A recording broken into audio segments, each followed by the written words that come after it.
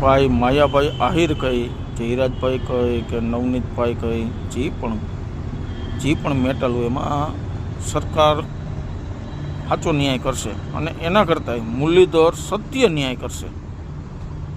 મુરલીધર સત્ય ન્યાય કરશે. પણ આમાં ભાઈ અમુક બેન દીકરીઓ સામે બેન દીકરી ભાઈ બેન દીકરીઓ વિશે બોલે ને આપણે બહુ દુઃખ થાય છે. એ ને હમણાં હું આયર છું ને અમારા એક આયરના ભાઈ હમણાં માફી માંગી. હું એનામાં મેં એવી કોમેન્ટ લખી, ભાઈ આપણે શું વરણ છે